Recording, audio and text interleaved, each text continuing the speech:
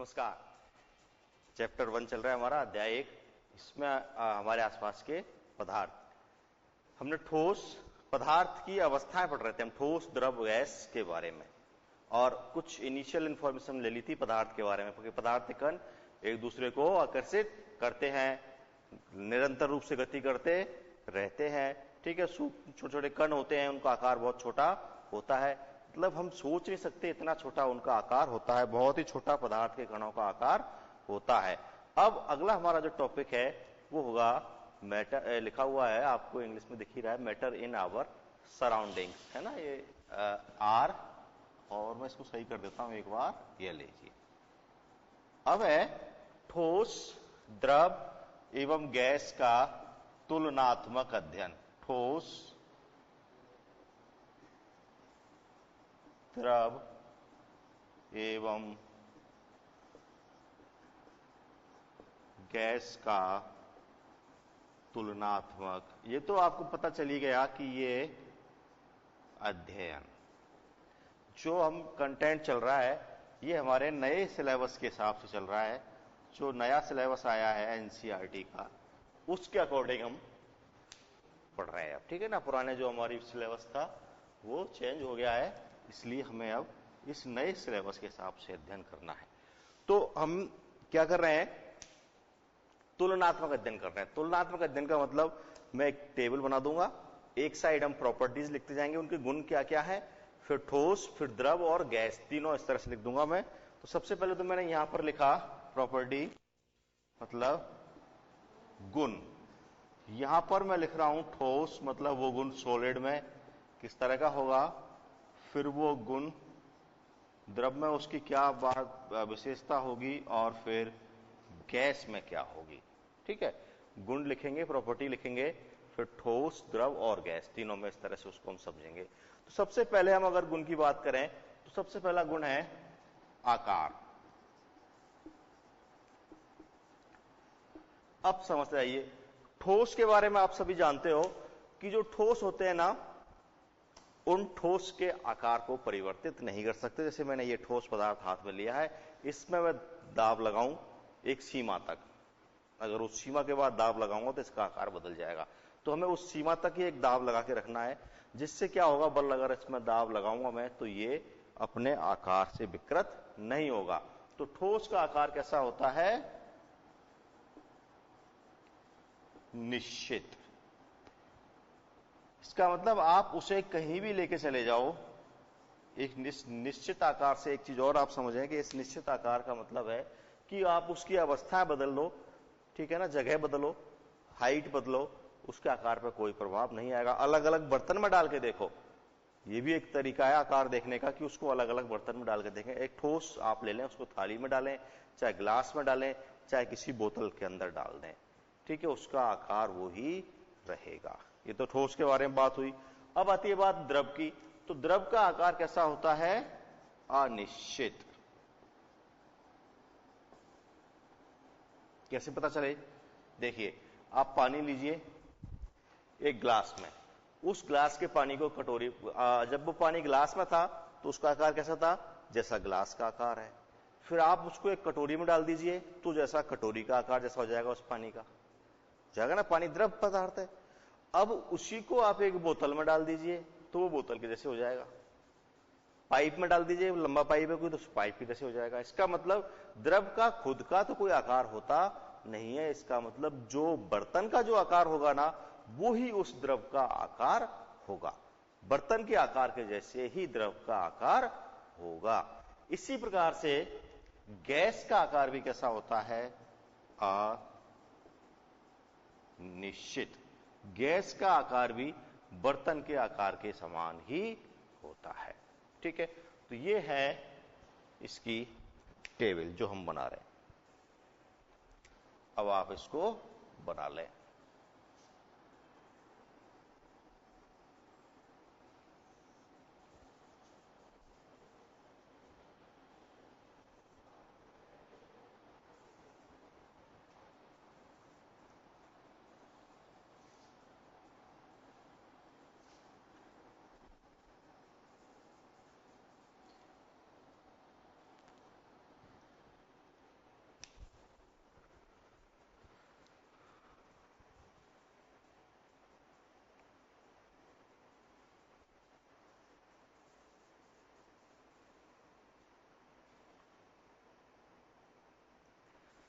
अब आती है बात नंबर 2, आयतन।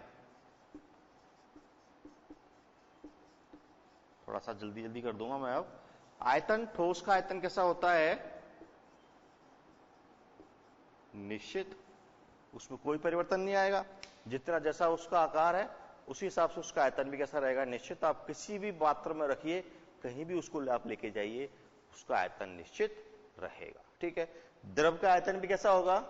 निश्चित। यहां अनिश्चित नहीं आएगा, आप अनिश्चित ना सोचें, निश्चित आएगा। क्योंकि द्रव, अगर आप 1 लीटर दूध लेके आए हैं डेयरी से, 1 लीटर दूध लेके आए हैं, तो आप उसको चाहे उस डेयरी वाले टेट्रा पैक में रखें, चाहे आप उसके अपने घर में लाके किसी भगोनी में रख दें, चाहे आप उसको किसी बड़ी बर्तन या किसी बाल्टी में डाल दें, वो 1 लीटर ही रहेगा, वो परिवर्तित नहीं होगा।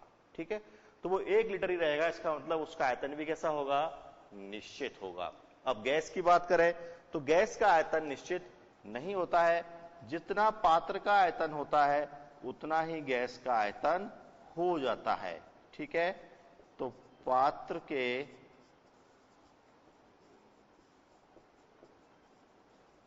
आयतन के समान हो जाता है। पात्र के आयतन के समान। मैं थोड़ा सा इसको समान को इधर लिख रहा हूं, आपको कुछ नहीं करना है। पात्र के आयतन के समान, जैसे आकार की बात कर रहे थे, तो आकार पात्र के आकार के जैसा, तो आयतन पात्र के आयतन के जैसा हो जाएगा। तो सेकंड पॉइंट हो गया आयतन।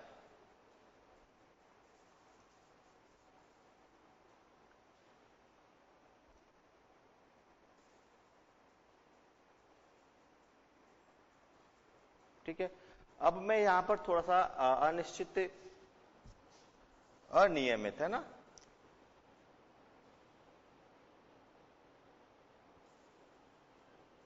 निश्चितता तो उसमें नहीं रहेगी, थोड़ा सा वर्ड अलग अलग आ जाएंगे दोनों। ठीक है। घनत्व नंबर 3 है, नंबर 3 पर है घनत्व।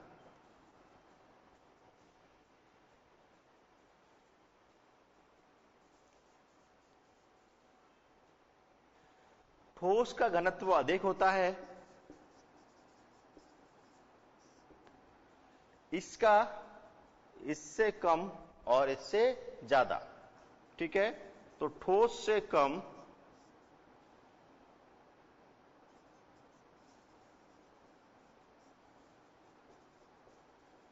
द्रव से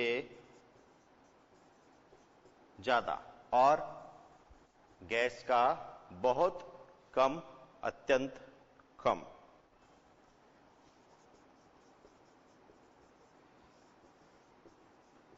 ये बात हो गई घनत्व की।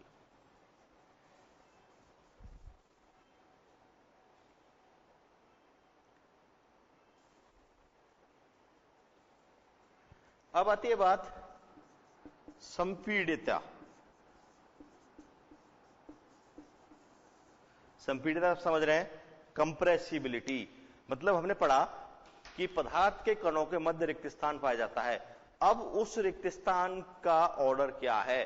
सबसे अधिक स्थान किन पदार्थों के मध्य पाया जाएगा, मतलब पदार्थ की कौन सी अवस्था के मध्य पाया जाएगा, उससे कम स्थान कौन सी अवस्था के मध्य होगा, और सबसे कम स्थान कौन सी अवस्था के मध्य होगा। तो जिस पदार्थ की अवस्था के कणों के मध्य सर्वाधिक स्थान होगा उसकी संपीडितता सर्वाधिक होगी। मतलब अगर बीच में जगह ज्यादा है, जैसे ये मतलब किसी पदार्थ के 4 कण हैं और इन चारों कणों में बीच में अंतराल ज्यादा है, तो इनको पास पास लाया जा सकता है। और मान लो पहले से ये पास पास है, ये बिल्कुल पास पास रख दिए, अब इनको और कहां पास लाएंगे, अब जगह ही नहीं है इनको पास लाने के लिए, तो उनकी संपीडितता कम हो जाएगी। तो ठोस की संपीडितता अत्यंत कम, हम कह सकते हैं नगण्य। ठीक है। द्रव की संपीडितता भी कम, दृढ़ की संपीडितता भी कम, अत्यंत कम भी कहा जा सकता है। आप जब एनसीईआरटी की जो हमारी बुक आई है उसमें तो यहां पर अत्यंत कम ही कहा गया है, मतलब द्रव को भी हम संपीड्य नहीं कर सकते, कंप्रेस नहीं कर सकते। इसी तरह के वर्ड यूज किए गए हैं पूरी तरह से कि हम द्रव को संपीड्य नहीं कर सकते, क्योंकि इसका एक एक्सपेरिमेंट भी हम करके देख सकते हैं। आप एक सिरिंज ले लें, सिरिंज होते हैं जिससे इंजेक्शन लगाया जाता है, डॉक्टर के पास जाते हैं वो इंजेक्शन लगाता है, उस खाली सिरिंज और बेकार सिरिंज है ना, आप हो सकता है नई सिरिंज आप चाहे तो नई भी लेके आ सकते हैं, और उसके आगे से निडल को हटा दें और उसमें पानी भर लें, आगे उंगली लगा लें और पीछे से उसको आप प्रेस करें। जब आप उसको दबाएंगे तो आप देखेंगे कि वो बिल्कुल भी नहीं दब सकता, ठीक है, वो बिल्कुल भी नहीं दबाया जा सकता। अगर हम गैस की बात करें, गैस की संपीड्यता की बात करें, तो ये संपीड्य है, इनमें संपीड्यता बहुत अधिक पाई जाती है, ठीक है। तो संपीड्यता अत्यधिक, क्लियर। ठोस की कम, द्रव की कम। अब यहां मैंने पहले कम इसलिए लिखा था कि यहां हमने अत्यंत कम वर्ड यूज किया है, तो आप इसको कम भी पढ़ सकते हैं, ठीक है। अत्यंत कम, कम और अत्यधिक, इसका मतलब गैसों के अंदर संपीड्यता बहुत अधिक होती है। अगर आपने दो गैसों के नाम सुने हो, बहुत अच्छी तरह से सुने भी होंगे, और नहीं सुने तो मैं आपको बता देता हूं। एक तो एलपीजी, इनको आप अलग से लिखेंगे कहीं भी, और दूसरा है सीएनजी।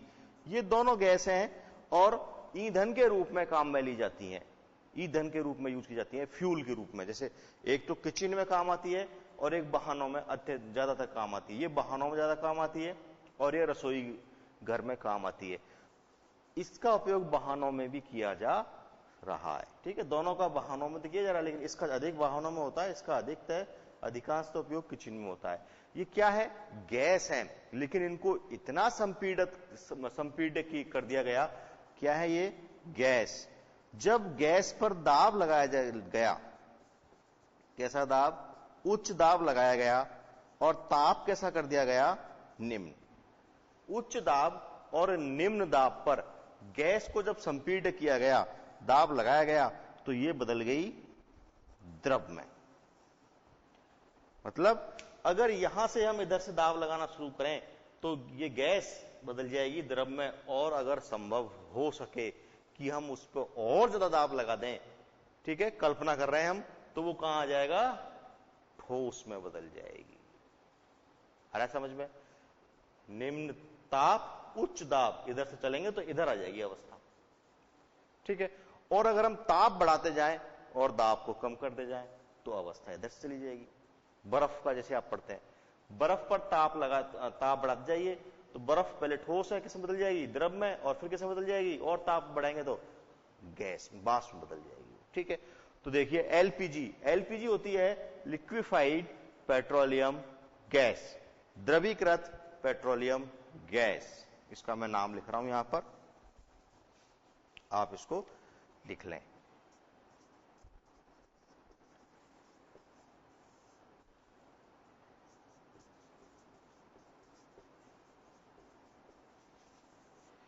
द्रवीकृत petroleum gas.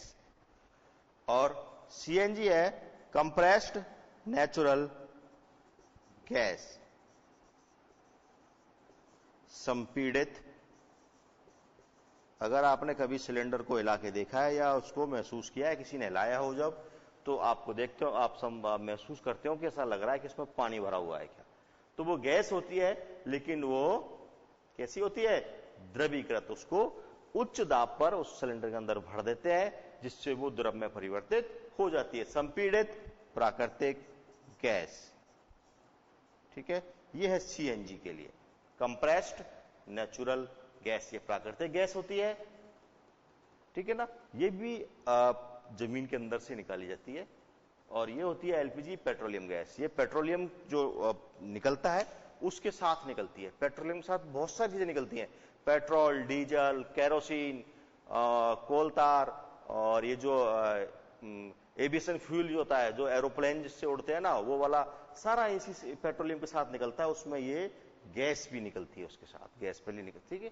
तो जब उसको द्रवीकृत करते हैं तो वो ईंधन के रूप में काम आ रही है। इसी प्रकार से नेचुरल गैस के लिए है, इसको भी संपीड़ित कर देते हैं तो इसको ईंधन के रूप में काम में ले सकते हैं। क्योंकि गैस का परिवहन मुश्किल होता है, लेकिन द्रव और ठोस का परिवहन थोड़ा आसान होता है, इसलिए ये बहुत ही इसको करना पड़ता है। तो जो गैसें होती है उनमें संपीड्यता अत्यधिक होती है और उन्हें संपीड़ित करके द्रव रूप में लाया जा सकता है, जिसके ये दो उदाहरण यहां पर लिखे हुए हैं।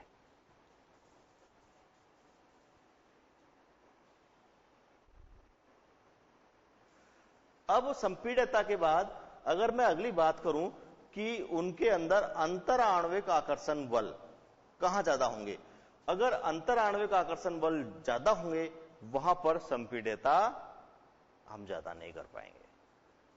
ठीक है, तो इसका मतलब अंतर आणविक आकर्षण बल सबसे ज्यादा कहां होंगे, यहां पर होंगे।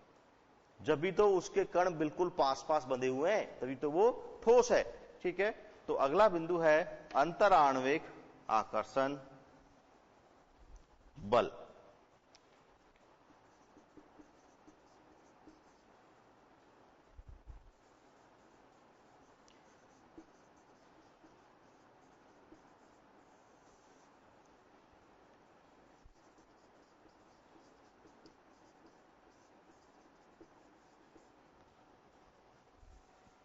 अंतराण्विक कर देता हूं, अंतराण्विक, इससे ये आ हट जाएगा, है ना, अगर आपने हिंदी में संधि पढ़ी हो तो। अंतराण्विक, ये लो,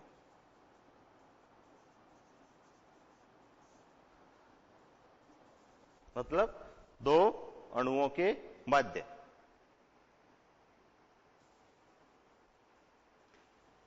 अंतराण्विक आकर्षण बल यहां पर होगा अत्यधिक, यहां पर होगा दुर्बल और यहां पर होगा नगण्य। अत्यधिक, दुर्बल और नगण्य।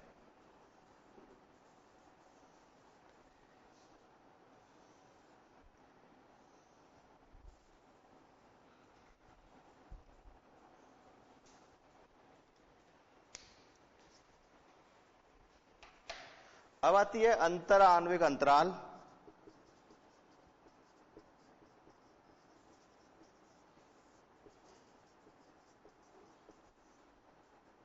अंतराण्विक अंतराल, तो यहां पर तो हो जाएगा बहुत कम,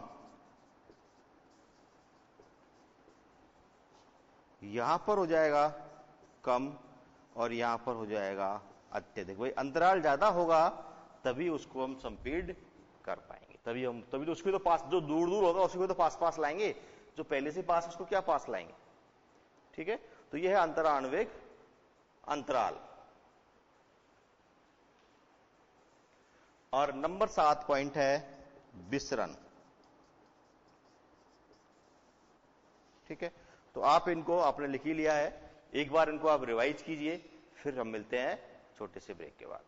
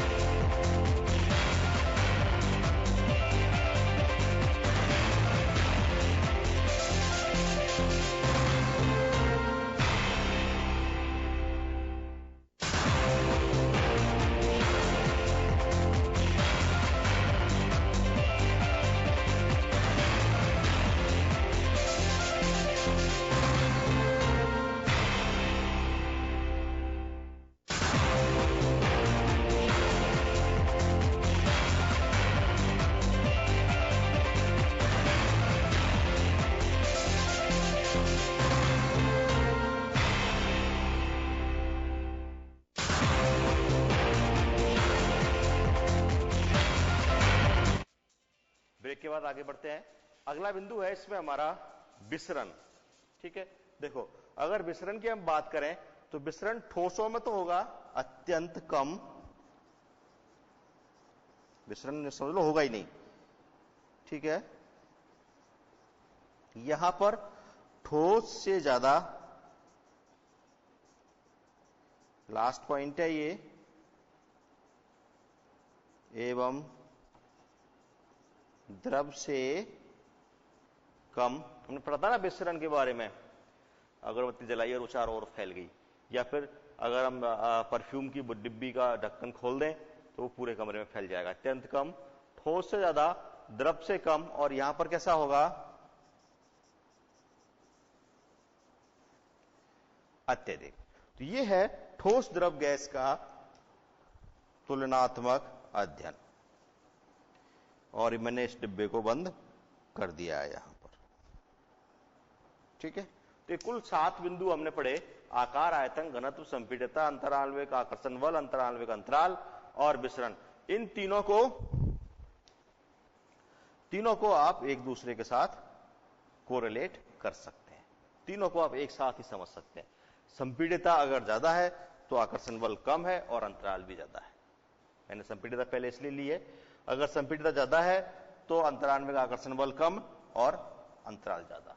भाई अंतराल ज्यादा होगा तभी आप उसको संपीड्य कर पाओगे। तो इन तीनों को आप एक साथ एक दूसरे के साथ रिलेट कर सकते हैं।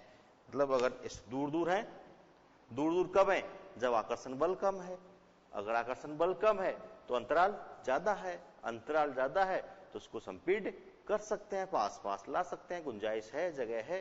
ठीक है, तो ये गैसों के लिए। और उसमें 2 उदाहरण आए थे, सीएनजी और एलपीजी, जो गैसों के द्रवीकरण से संबंधित हैं, गैसों के द्रवीकरण से संबंधित हैं।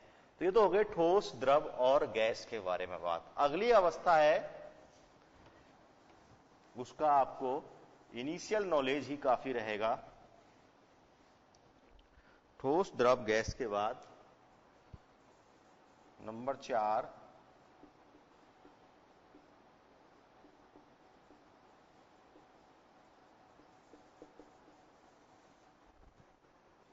प्लाज्मा।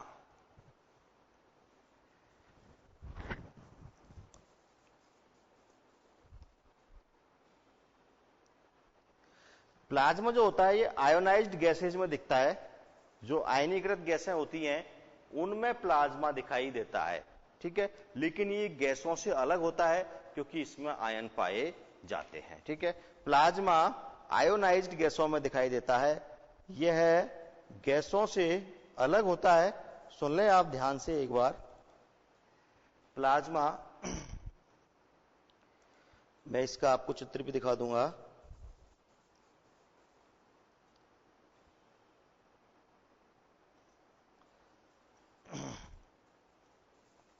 प्लाज्मा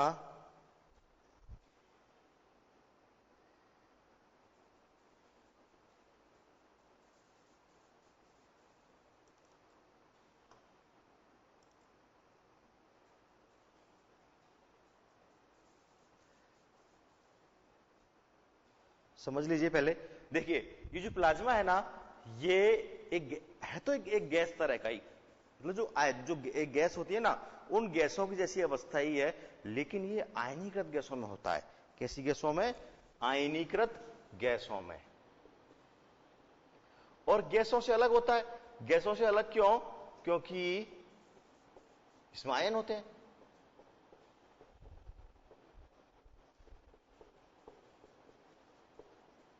ठीक है, छोटे छोटे पॉइंट्स आप लिख लें। ये जो प्लाज्मा होता है ये विद्युत कैसा होता है? चालक, आयनों के कारण विद्युत का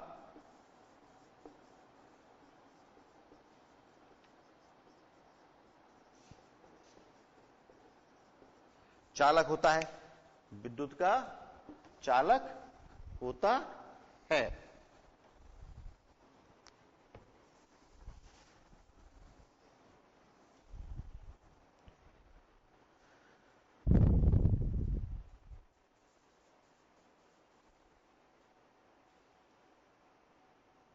अब इसको बनाएंगे कैसे? तो इसको बनाने के लिए क्या है कि जो आयनीकृत गैसें होती है ना, उन आयनीकृत गैसों को गर्म करके बनाया जाता है। ठीक है, तो आयनीकृत गैसों को गर्म करके बनाया जाता है।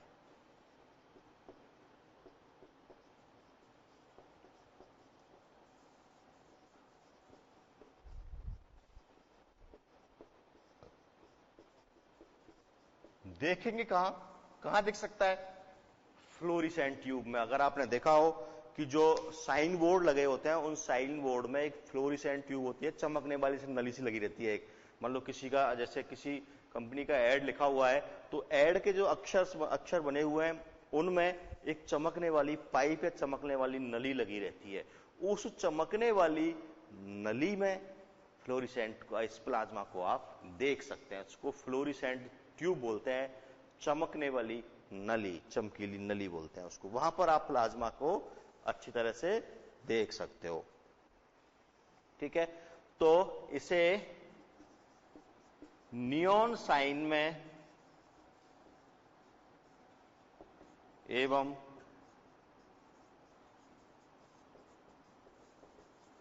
फ्लोरिसेंट ट्यूब में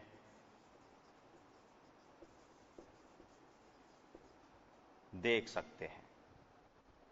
ठीक है, देख लें आप, नियॉन साइन या फ्लोरिसेंट ट्यूब।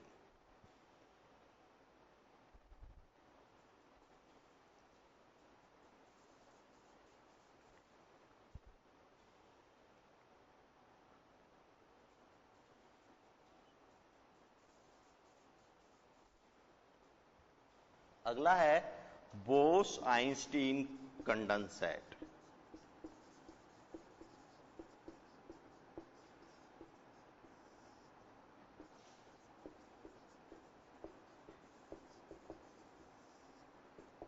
देखो कब मिलेगा? जब बोसोन की गैस को, बोसोन की लिख लें आप इसको चाहे तो, इसमें ये कब मिलेगा? जब बोसोन की तनु गैस को परम शून्य ताप पर ठंडा करते हैं तो बोस आइंस्टीन कंडेंसेंट अवस्था प्राप्त होती है। ठीक है, जब बोसोन की तनु गैस को परम शून्य ताप पर ठंडा करते हैं, परम शून्य मतलब 0 केल्विन,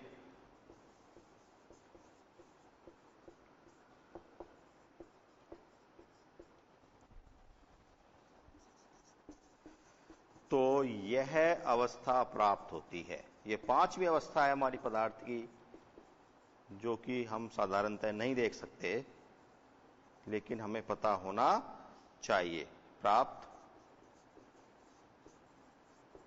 होती है। कब मिलेगी? बोसोन की तनु गैस ले लेंगे, उसको परम शून्य ताप पर ठंडा करेंगे, तो हमें बोस आइंस्टीन कंडेंसेंट अवस्था प्राप्त हो जाएगी। परिघटना का नाम है स्थूल क्वांटम परिघटना। इसे स्थूल क्वांटम परिघटना कहते हैं। ठीक है,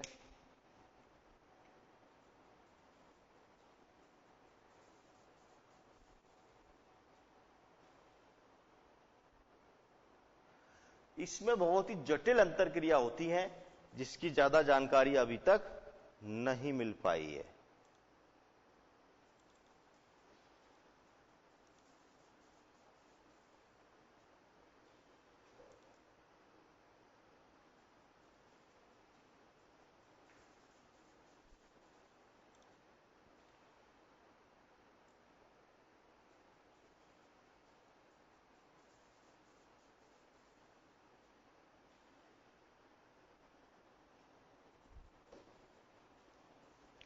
कर लें आप।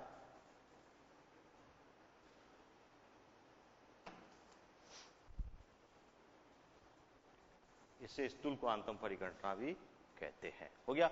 अब आती है बात, अगला हमारा पॉइंट है, ठीक है, अगला पॉइंट है अवस्था परिवर्तन। हमने देखा कि एक गैस थी, पेट्रोलियम गैस, उस पेट्रोलियम गैस को हमने ठंडा किया, प्रेशर पर उच्च दाब हमने लगाया, तो उच्च दाब लगाने से उस पेट्रोलियम गैस को हमने द्रव में परिवर्तित कर दिया, ठीक है ना।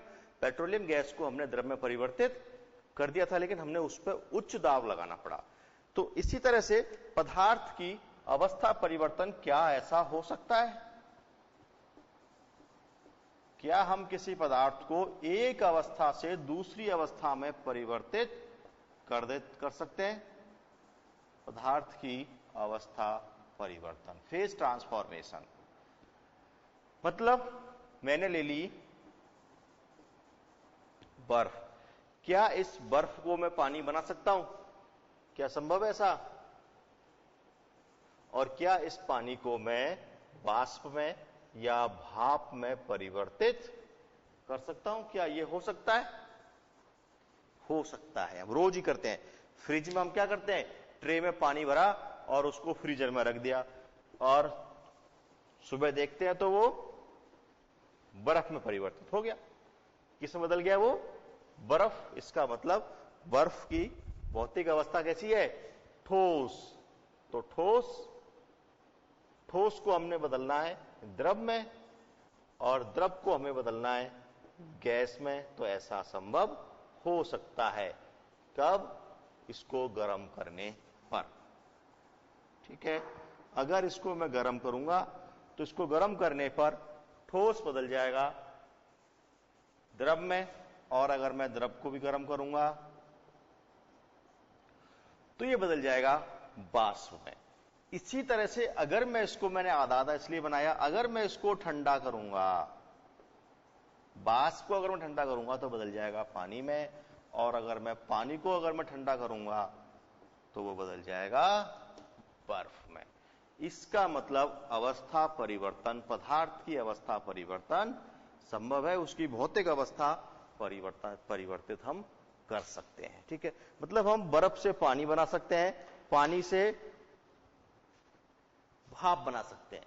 तो ये है पदार्थ की अवस्था परिवर्तन। अब जब पदार्थ की अवस्था परिवर्तन होती है तो उस पदार्थ के अंदर क्या क्या बदलाव आते हैं। हम पदार्थ की अवस्था परिवर्तन तो कर रहे हैं, लेकिन हमें यह तो पता चले कि जब हम पदार्थ की अवस्था को परिवर्तित कर रहे हैं तो उस पदार्थ के अंदर क्या क्या बदलाव आ रहे हैं, उनके कणों में क्या क्या बदलाव आ रहे हैं, कणों के बीच की दूरी बढ़ रही है या नहीं, गतिज ऊर्जा पर क्या प्रभाव पड़ रहा है। तो इस तरह की बातें हम पढ़ेंगे अब, कि जब हम पदार्थ की अवस्था में परिवर्तन करते हैं तो उस पदार्थ के अंदर क्या क्या बदलाव आते हैं, ठीक है। अब वो बदलाव ताप के कारण कैसे आ रहे हैं और दाब के कारण कैसे आ रहे हैं। जब वो पदार्थ एक अवस्था से दूसरी अवस्था में जा रहा है तो उसके ताप में क्या परिवर्तन आ रहा है, क्या उसका तापमान बढ़ रहा है। अब आप इस पर विचार कीजिएगा, आपको टाइम दिया जाएगा। क्या जब फेज ट्रांसफॉर्मेशन हो रहा है, बर्फ जब पानी में बदल रहा है, इसका मतलब बर्फ 0 डिग्री सेंटीग्रेड पर किसमें बदल जाएगी? पानी में। 273.15 केल्विन पर, ये मैं ताप बता देता हूं आपको, बर्फ 0 डिग्री सेंटीग्रेड पर पानी में बदल जाएगी, और पानी 100 डिग्री सेंटीग्रेड पर, मतलब 373.15 केल्विन पर बर्फ पानी किसमें बदल जाएगा? भाप में। क्या इस अवस्था परिवर्तन के टाइम में इसका ताप 0 है तो इसका ताप कुछ और होता है क्या, या इस अवस्था परिवर्तन में इसका ताप 100 है तो इसका ताप कुछ और होता है क्या, मतलब उनका ताप बढ़ता है नहीं बढ़ता है, वो हम पढ़ेंगे। दाब का क्या प्रभाव होता है वो हम पढ़ेंगे। कब? नेक्स्ट क्लासेज में। नमस्कार।